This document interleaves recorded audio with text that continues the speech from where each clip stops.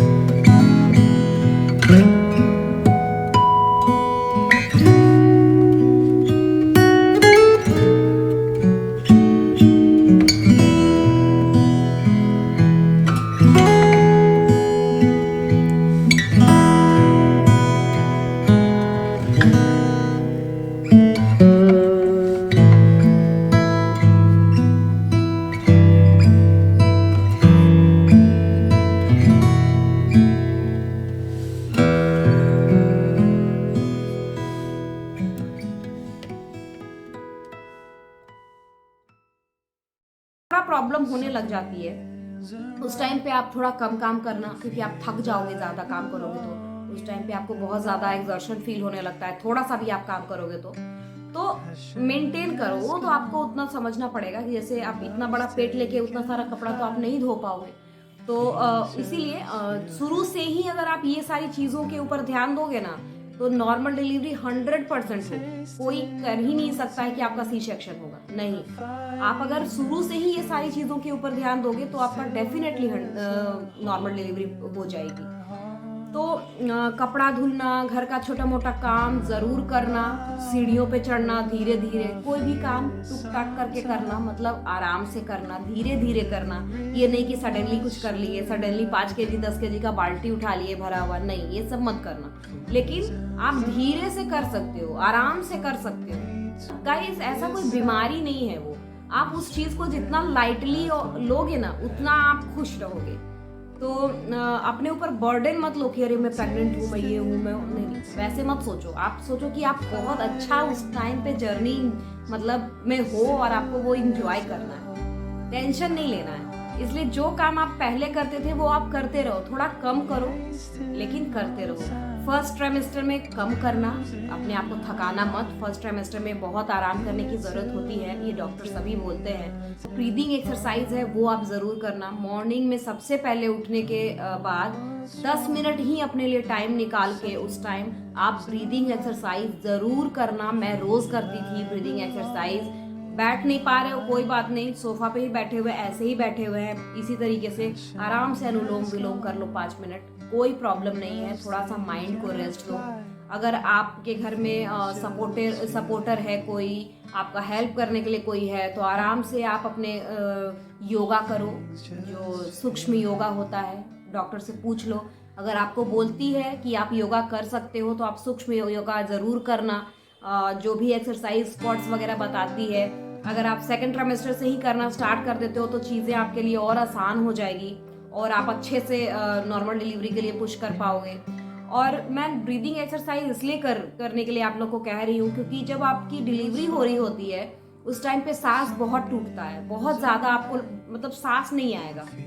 मेरा हो चुका है इसलिए मैं आप लोग को बता पा रही हूँ। उस टाइम पे जब आप लोग को बोलेगी डॉक्टर पुश करने के लिए, तो वो फिल्मों वाला नहीं होता है गाइस। फिल्म नहीं चल रहा होता है कि आपको 2 बार पुश किए या 3 बार पुश किए तो आपका बेबी बाहर आ जाता है, बहुत कम ऐसा होता है। आपको अच्छे से एनर्जी लगा के पुश करना पड़ता है और उसमें आपका बहुत ज़्यादा ब्रीदिंग की ज़रूरत आपको होती है।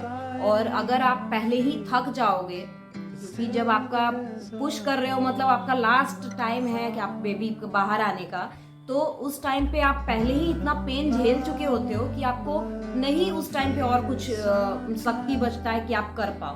तो अगर आप ब्रीदिंग एक्सरसाइज, आपके बॉडी को पहले से ही इस चीज़ का हैबिट रहेगा तो आप इजीली कर पाओगे, है ना।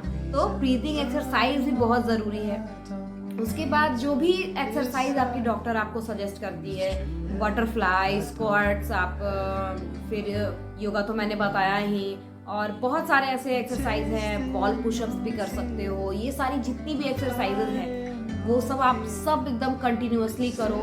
सेकंड ट्राइमेस्टर से करो। सब लोग बोलता है कि लास्ट में करेंगे, जब डिलीवरी का कुछ टाइम बचेगा तब करेंगे, नहीं। आप फर्स्ट ट्राइमेस्टर को छोड़ के आप सेकंड ट्राइमेस्टर से स्टार्ट कर सकते हो। मैंने भी किया था।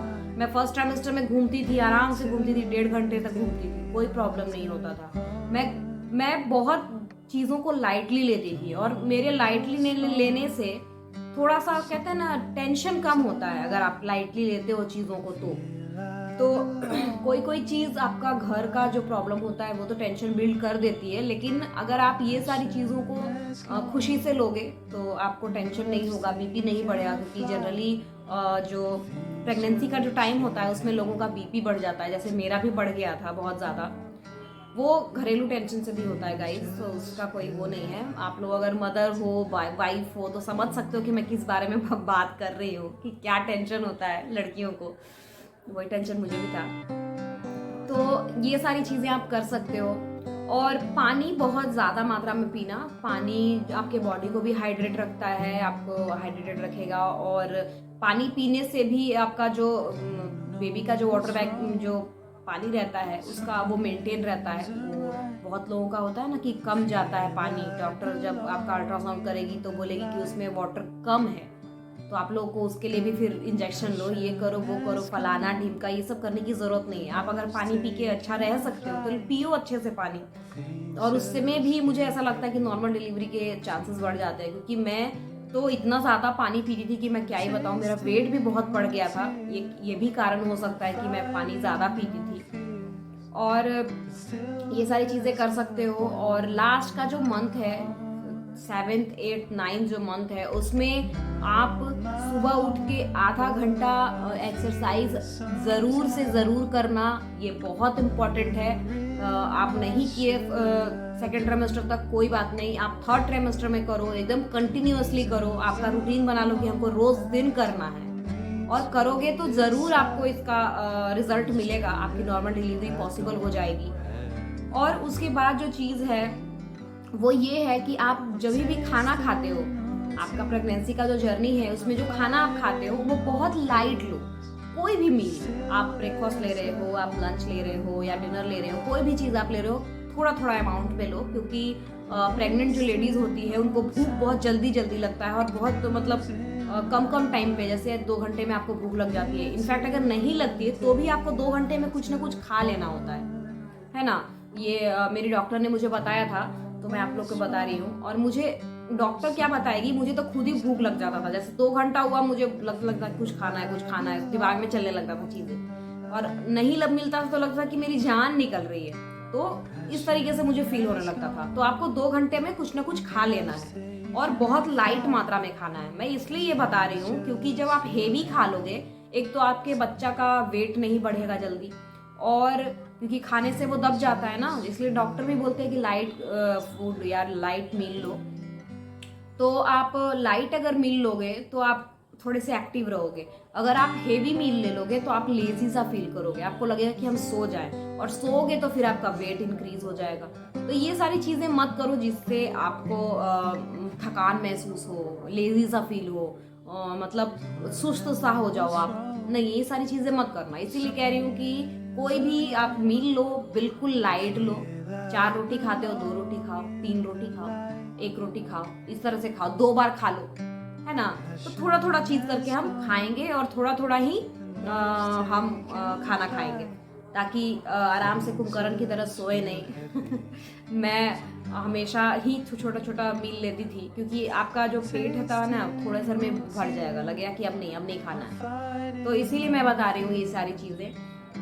उसके बाद अपने पूरे जो प्रेगनेंसी का जो जर्नी है आपका, जो भी चल रहा है, उसमें आप थोड़ा एक्टिव रहो। मतलब पूरा टाइम लेटे हुए हैं, सोए हुए हैं, या इस तरीके से ये सारी चीज़ें मत करो। जैसे लोग बोलता है आराम करो, ठीक है, आराम करना है, कुंभकर्ण नहीं बनना है, ठीक है। आराम करने का भी एक टाइम होता है। आप लेफ्ट करवट में लेके अपने लेट के अपने बेबी का मूवमेंट फील करो, वो सारी चीज़ें अच्छी होती है, करनी होती है। लेकिन ये नहीं कि आपको 24 घंटा में आप 12 घंटा आराम ही कर रहे हो, ये भी नहीं करना है। मतलब थोड़ा सा एक्टिव रहो, घूमते फिरते रहो, बात करते रहो, थोड़ा सा ये ना, सोए रहना दिन भर, ये सारी चीज़ें मत करो। थोड़ा सा अपने आप को मोटिवेटेड रखोगे ना कि हमको नॉर्मल डिलीवरी के लिए अपने आप को रेडी करना है, तो ये सारी चीज़ें आपके दिमाग में ही नहीं आएगी। तो अपने आप को थोड़ा चार्ज रखो और मोटिवेटेड रखो, डिमोरलाइज बिल्कुल मत होना। कोई भी कुछ भी बोले, एक कान से सुनो, दूसरे कान से निकाल दो। क्योंकि मेरे टाइम में मेरा 21 kg वेट बढ़ गया था, किसी को यकीन ही नहीं था कि मेरा नॉर्मल डिलीवरी हो पाएगा। सब लोग कहता था कि तुम्हारा इतना पेट निकल गया है, तुम्हारा नॉर्मल डिलीवरी कैसे होगा, इतना वेट बढ़ गया है पुष्पा का। अरे मैं आपके घर से थोड़ी ना खाना खा रही हूँ यार, वेट बढ़ गया तो देखा जाएगा। क्या कर सकते हैं, वेट बढ़ गया है। एक्चुअली मेरे बॉडी में वाटर लेवल बढ़ गया था, क्योंकि मैंने बेवकूफ़ों वाला काम किया था। नारियल पानी खाली पेट में मैंने बहुत ज़्यादा पी लिया था, तो मेरा जो बॉडी में जो वाटर लेवल था वो इंक्रीज़ हो गया था, उसके कारण मेरा वेट सबसे ज़्यादा बढ़ा था।